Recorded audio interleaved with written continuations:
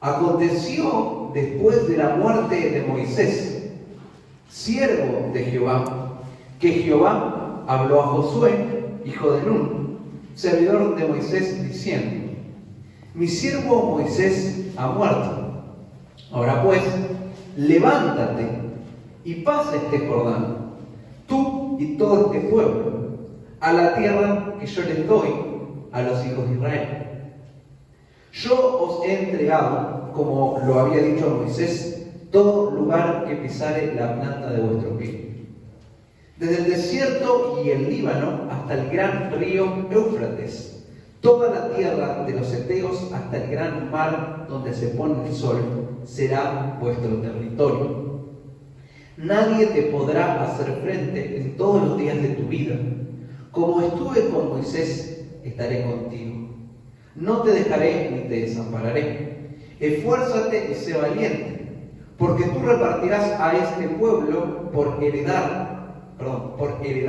la tierra de la cual juré a sus padres que la daría a ellos.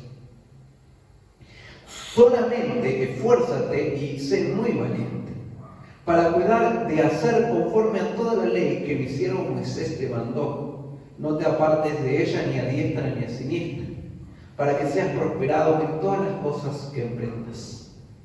Nunca se apartará de tu boca este libro de la ley, sino que de día y de noche meditarás en él, para que guardes y hagas conforme a todo lo que en él está escrito, porque entonces harás prosperar tu camino y todo te saldrá bien.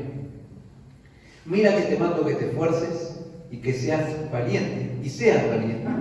No temas ni te desmayes, porque Jehová tu Dios estará contigo en donde quiera que vayas. Amén a la palabra de Dios. Amén. Podemos tomar asiento. Qué lindo es este texto.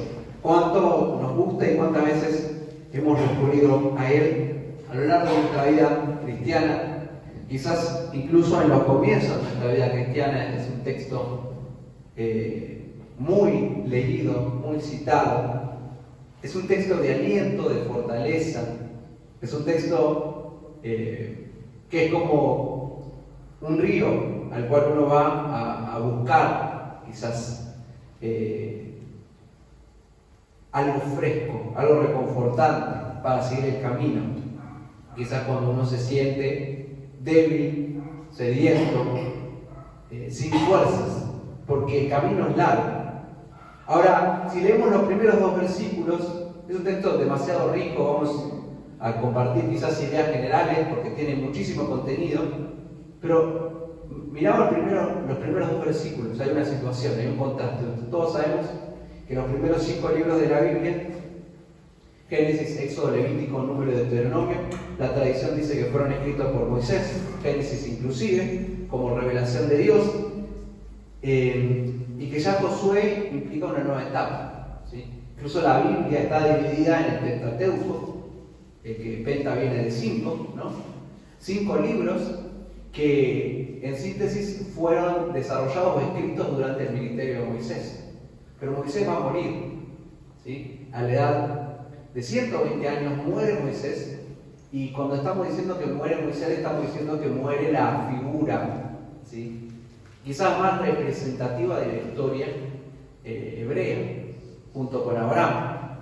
Moisés era el gran líder, el gran profeta, aquel que había librado al pueblo, a través de Dios obviamente, pero quien había sido el mensajero de Dios para librar al pueblo de la tierra de Egipto, que Dios había utilizado para enviar las plagas.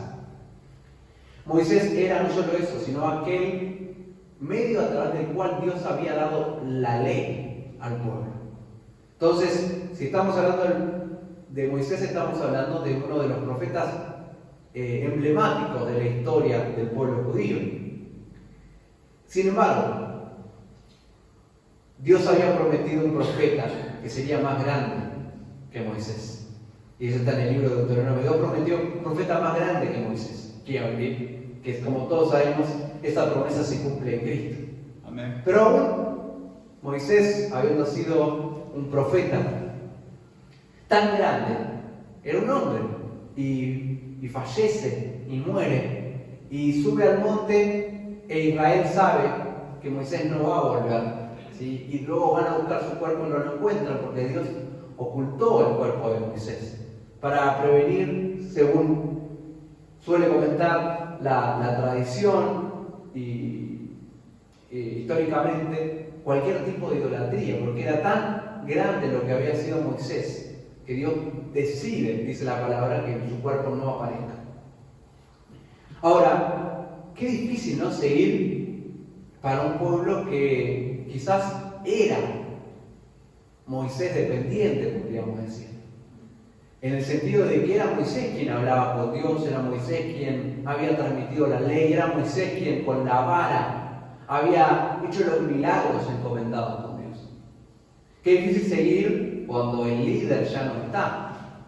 Sin embargo, Dios se presenta a Josué y dice: mi siervo Moisés ha muerto. E instantáneamente después de decir esto dice: ahora pues, levántate. Como diciendo, hay que continuar. Porque en síntesis, lo que yo pensaba en este texto es: nadie es indispensable. Nadie es indispensable. Nadie es irreemplazable. Y está relacionado con lo que escuchábamos en el día de hoy. Que uno podría decir: Moisés, ¿no? Estamos hablando de Moisés. Estamos hablando de Pablo. Estamos hablando de Pedro. Que dejaron un legado grande en la historia de la iglesia. Pero la obra de Dios continúa. No hay nadie indispensable. No hay nadie irreemplazable. O sí lo hay. ¿Qué es indispensable en nuestra vida? Que esté Dios con nosotros.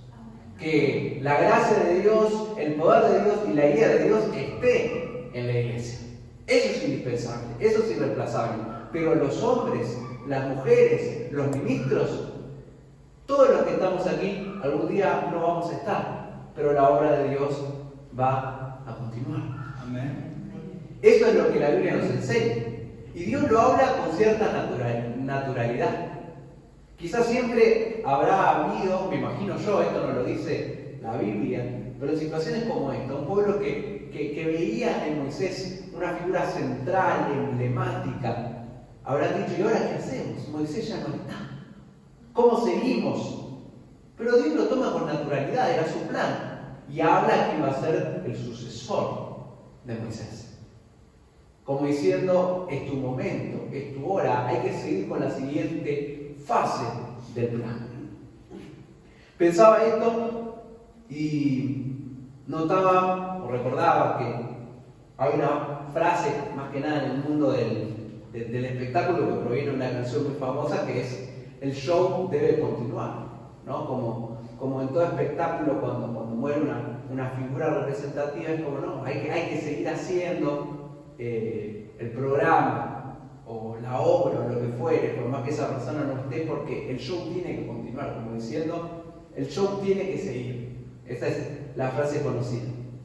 ¿Cuánto más si ellos hacen cosas para su propia gloria y lo que transmiten, más allá de ser arte, no es algo tan importante como es la obra de Dios? ¿Cuánto más debe continuar? Amén. ¿Cuánto más importante es que la palabra de Dios y que la obra de Dios continúe? Ahora, ese es el primer punto. Entender a la luz de la palabra de que nadie es indispensable, que nadie es irreemplazable, que la obra de Dios se mantiene por sí misma. Dios, dice el texto allí en el libro de Hechos, no habita en templos hechos por manos humanas. Él no necesita de nada ni de nadie, y Él va a llevar a cabo su obra. Quizás a veces por nuestra mente cruzan ideas semejantes, como que Dios necesita de nosotros. No hay tal pensamiento, no hay pensamiento tan errado como ese. Dios no necesita de usted ni de mí. Dios va a llevar a cabo su plan de una forma auténtica. Dios va a ejecutarlo y Dios va a cumplir con sus propósitos a la perfección, estemos o no estemos nosotros involucrados en eso. ¿Sí? La palabra de Dios dice que si nosotros no hablamos, las piedras van a hablar. porque el plan de Dios se va a ejecutar. Entonces, que quede bien claro para cada uno de nosotros que el plan de Dios no depende de nada ni de nadie. Y eso también a lo largo de la historia, a lo largo del tiempo, porque puede que nosotros en el día de mañana no estemos, quien fuere, porque es así. Es más, hay muchos que estaban hace 10, 20 años y que hoy ya no están. Pero el ministerio y la obra del Señor debe continuar. Eso en primer lugar. En segundo lugar, lo que me notaba aquí, hubo un duelo. No es que hubo una irreverencia. En general en Israel se hacía 20 días de duelo, 30 días de duelo. Era una cosa importante. Por Moisés se hicieron 30 días de duelo, porque era una persona muy importante. 30 días donde el pueblo tenía una actitud de luto, ¿sí? Pero esos días habían pasado. No es que para Israel pasó a la ligera. Se hizo el duelo y luego de ese duelo Dios se acerca a Josué y le dice: tenés que continuarnos. Ahora, Josué siempre había tenido un papel a lo largo de su juventud.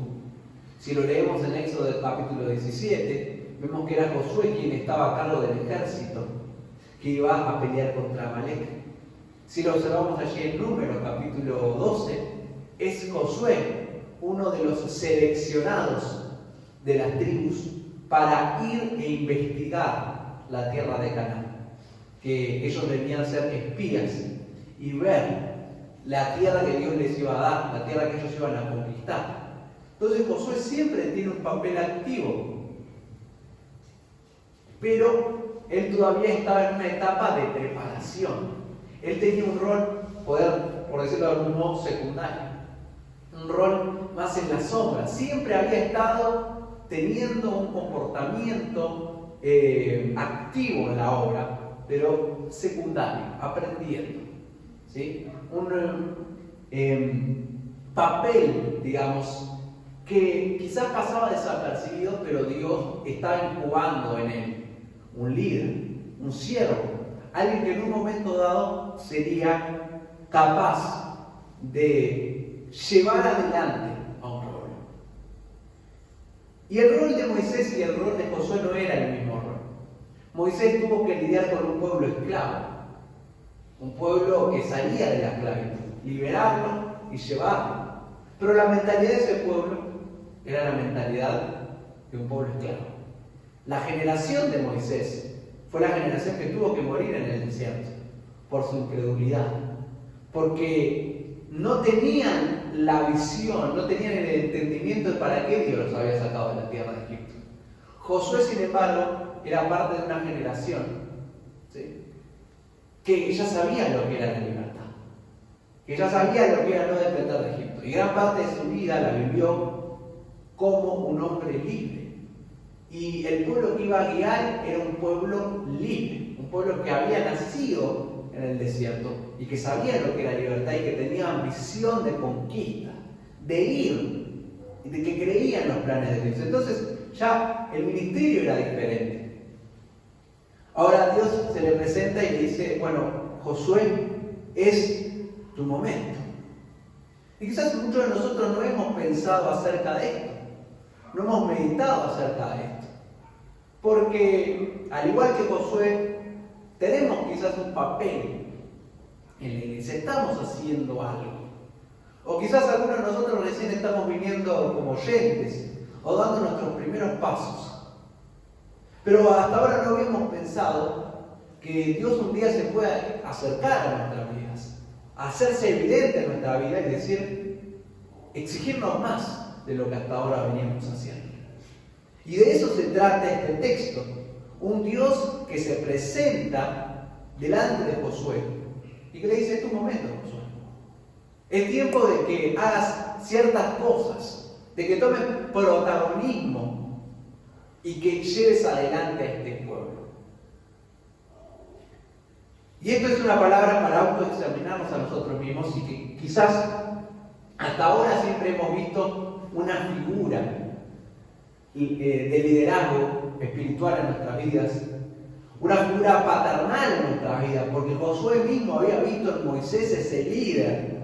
Josué mismo había visto en Moisés a ese hombre de Dios que hablaba con Dios y que decía hagamos esto. Y lo que Moisés decía era literalmente en orden de Dios. Pero Josué nunca había pensado de que hubo un momento en que Moisés no iba a estar. ¿No? Pero Dios ya lo había estado preparando para el momento en que Moisés no esté. Y esta palabra apunta de que las generaciones van cambiando. Y a que nosotros quizás hemos venido, muchos de nosotros hoy como oyentes, muchos dando sus primeros pasos, siendo instruidos, aprendiendo, colaborando en tareas que quizás pasan desapercibidas. Pero lo que este texto nos enseña es la dinámica del reino de Dios, la dinámica de la obra de Dios. Que hoy los que están, mañana no van a estar. Pero Dios siempre va renovando a lo largo del tiempo sus propósitos y tomando para sí aquellos que van a llevar adelante la obra. Amén. Así que no creamos que simplemente nuestro rol en la iglesia o en el ministerio o en el reino de Dios es un rol pasivo. Dios nos está preparando para que tengamos participación activa. Y puede que no sea hoy, pero de seguro será mañana. Gloria a Dios. Amén. Pensemos al respecto, sepamos que en el día de mañana muchos no van a estar. Y otros que hasta ahora habían estado al frente de batalla, haciendo tareas quizás que pasaban desapercibidas, ahora van a tomar protagonismo. Dios se acerca y le dice, Josué, levántate y pone manos a la obra.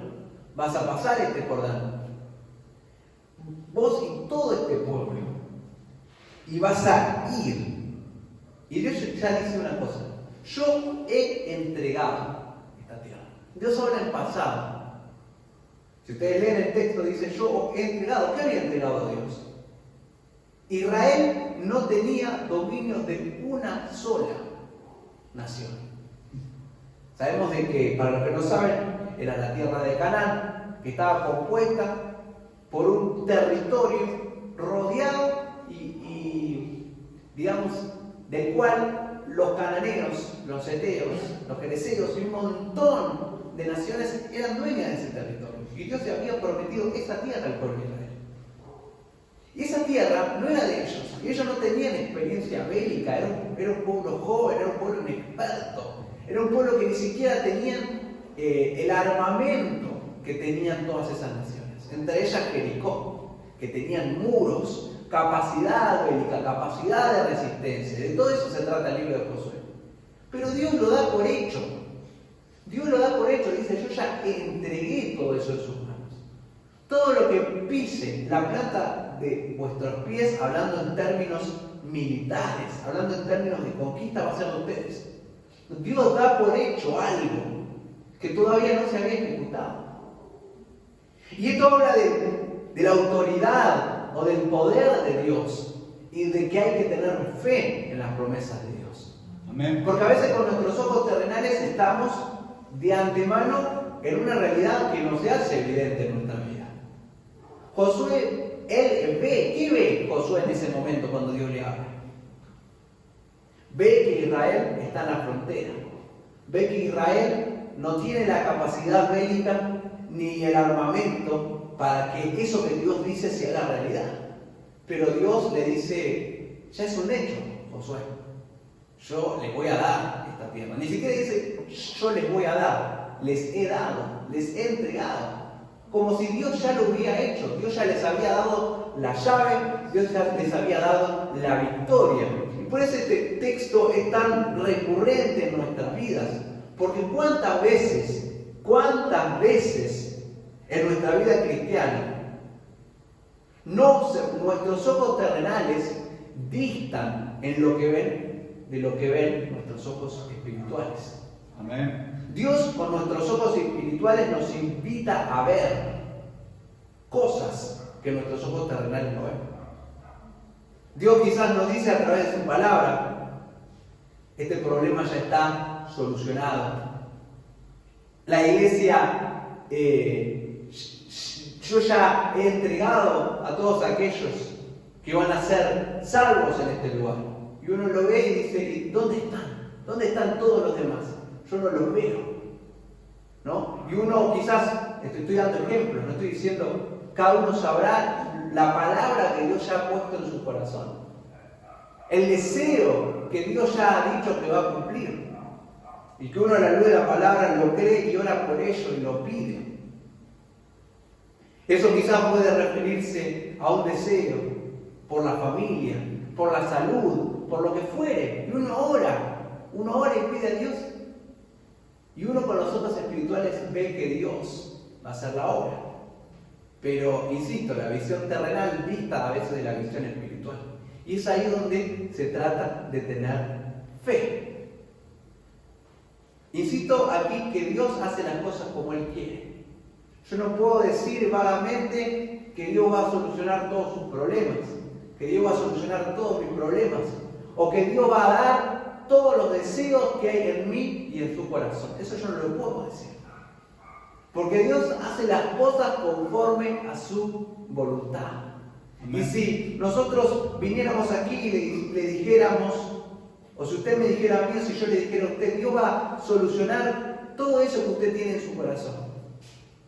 O Dios va a solucionar ese problema que usted trajo hoy. Eso yo no lo sé. Dios hace las cosas, lo que yo sí sé a la luz de la palabra, que Dios hace las cosas para nuestro bien. ¿Sí? Para nuestro bien. Aunque eso a veces no coincida con lo que nosotros esperamos que suceda. Dice que a los que aman a Dios todas las cosas les ayudan para el bien. Pero cuando Dios habla íntimamente a nuestro corazón, a través de su palabra, a través de su Espíritu Santo, sobre cosas puntuales de nuestra vida, y cada uno sabrá en su relación con Dios aquellas cosas en las cuales Dios les da certeza.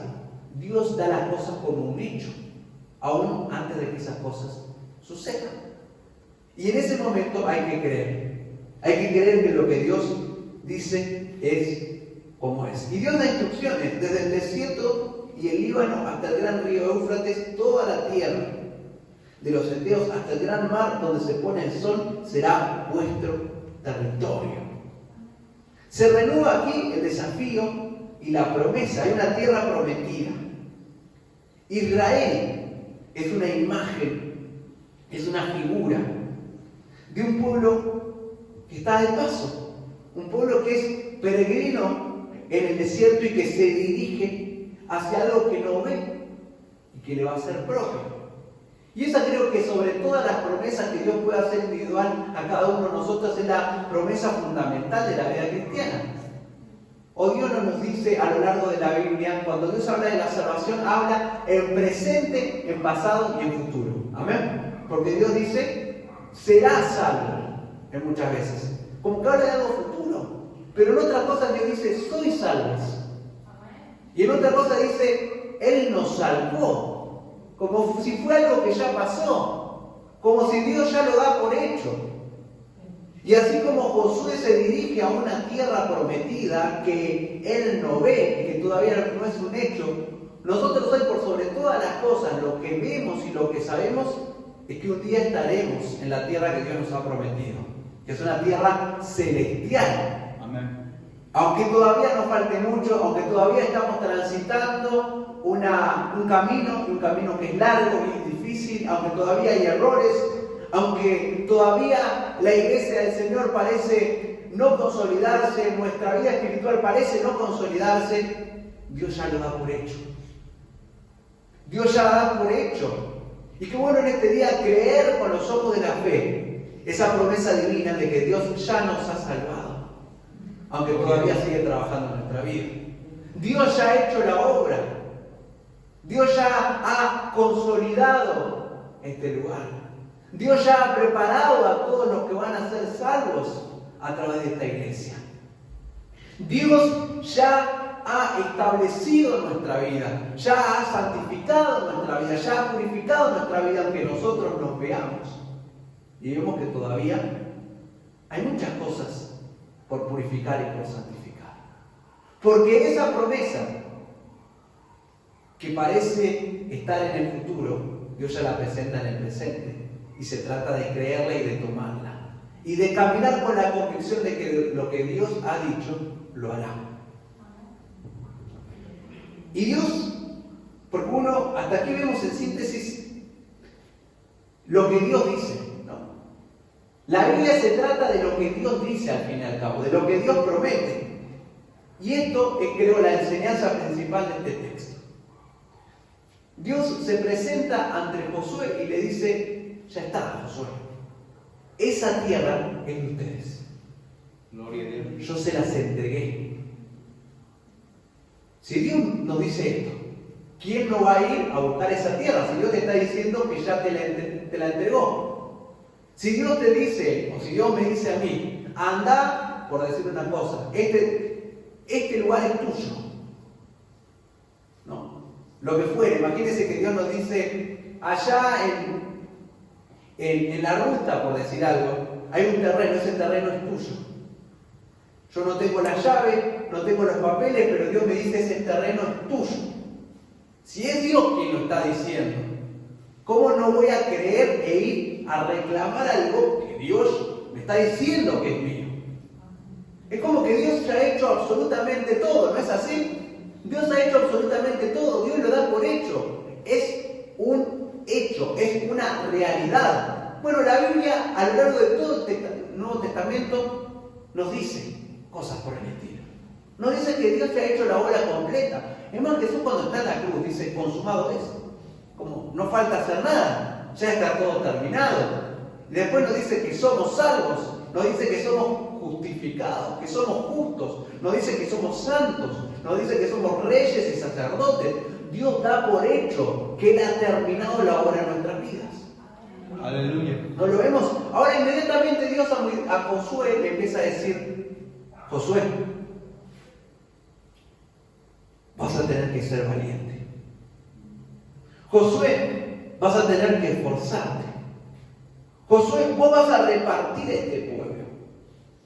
Josué, vos vas a tener que apegarte a la ley. Y en síntesis, este texto nos muestra de una forma muy ilustrativa lo que es la responsabilidad humana y la soberanía de Dios. Porque es un hecho, pero Dios le empieza a pedir a Josué. Dios le empieza a pedir a Josué. Dios le empieza a decir, esforzate, sé valiente, nunca te apartes, ni a diestra ni a siniestra. Nunca se aparte tu boca de este libro.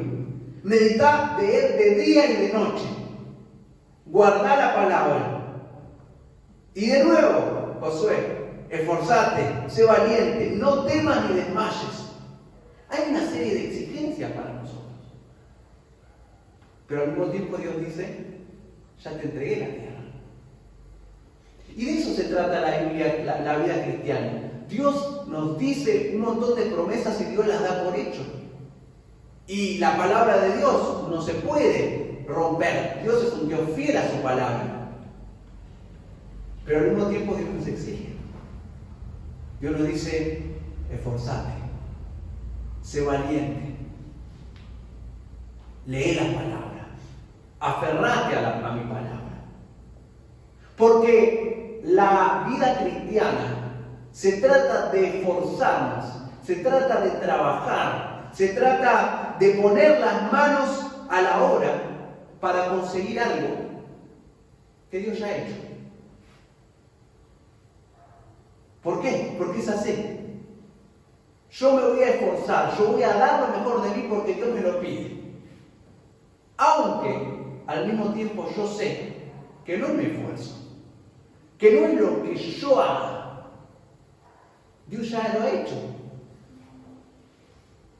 Josué va a hacer su mejor esfuerzo. Pero en realidad Josué sabe que aunque él se esfuerce al máximo, lo que va a hacer que ellos obtengan la tierra no es su esfuerzo, sino es Dios dando la victoria. Amén. Pero eso no quiere decir que uno puede decir, bueno, si Dios va a dar la victoria, ¿para qué esforzarme tanto? Tenemos que esforzarnos, porque Dios nos pide que nos esforcemos y seamos valientes. Lo curioso del cielo es que nadie va a estar en el cielo diciendo, yo me esforcé y fui valiente. Todos vamos a estar en el cielo diciendo que toda la gloria es para Dios. Amén. Entonces, hermanos, este es un llamado al valor, a la valentía, a la osadía, al coraje, a dejar de lado la angustia, dejar de lado la aflicción, el victimismo, la ansiedad, el desconcierto. Puede que haya pasado cosas difíciles en nuestra vida, como pasó con Josué, la muerte de Moisés. Pero hay que superarlo, hay que seguir adelante, ¿sí? Y hay que poner manos a la obra. Y hay que ir detrás de la promesa que Dios nos ha dado.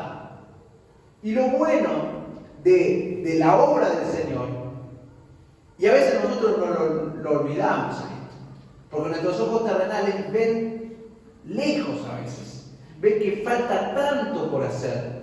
Ven que falta el dinero, que faltan los recursos, que faltan las posibilidades, que falta el conocimiento, que falta tanto. Falta tanto. Pero nos olvidamos de que Dios ha dicho que ya Él nos ha entregado la tierra. Ya Dios nos ha entregado la tierra. Y esta es una palabra en el día de hoy para renovar nuestra fe, para renovar nuestra confianza. Hermano, Dios ya ha entregado la tierra, y no estoy hablando materialmente, estoy hablando espiritualmente. Espiritualmente. Dios nos va a dar la victoria. Es más, no solo nos va a dar la victoria, ya nos ha dado la victoria. En función de este texto. ¿Qué tenemos que hacer? Esforzarnos para ir a buscar la victoria que Dios ya nos tiene preparada. En nuestra vida espiritual, en nuestra familia, en nuestro matrimonio, en nuestra iglesia, Dios ya nos ha dado la victoria. Entonces, es tiempo de ir a buscar la victoria que Dios ya nos ha dado. Es tiempo de hacerla realidad. ¿Y qué nos pide Dios? Valor, coraje, fe. Y por sobre todas las cosas, no olvidemos que el texto aquí que nos dice que estemos aferrados a su palabra. Aferrados a su palabra. ¿Sí? Que nunca se aparte de nuestra boca, que nunca se aparte de nuestro corazón el libro de la ley, que es la palabra de Dios, y que meditemos de él de día, en él de día y de noche. Y que nos esforcemos, que seamos valientes y que no temamos ni desmayemos. Fíjense las promesas que Dios nos ha dejado aquí. Él estará con nosotros donde quiera que vayamos. Fíjense que nos dice que nadie nos podrá hacer frente en todos los días de nuestra vida. Que Él va a estar con nosotros, que no nos va a dejar ni nos va a desamparar. ¿Y por qué es buena esta palabra? ¿Por qué hay que recurrir a ella de tanto en tanto? Porque a veces nos olvidamos que Dios está con nosotros, que Él no nos deja, que Él no nos desampara. Ah, sí, pero es una palabra muy reiterativa, ya la hemos escuchado tantas veces. La hemos escuchado muchas veces, pero no la suficiente, porque nos olvidamos de que Él prometió no dejarnos, no desampararnos, estar con nosotros, que nada nos podría hacer frente. Que Él va a estar con nosotros donde quiera que vayamos. Así que, hermanos, en síntesis, en el día de hoy, tomemos esta palabra para nuestra vida, tomemos esta palabra para nuestra familia, tomemos esta palabra para nuestra economía, tomemos esta palabra para la iglesia. Dios ya nos ha dado la victoria, pero tenemos que esforzarnos, trabajar duro, dar lo mejor de nosotros para obtener algo que ya está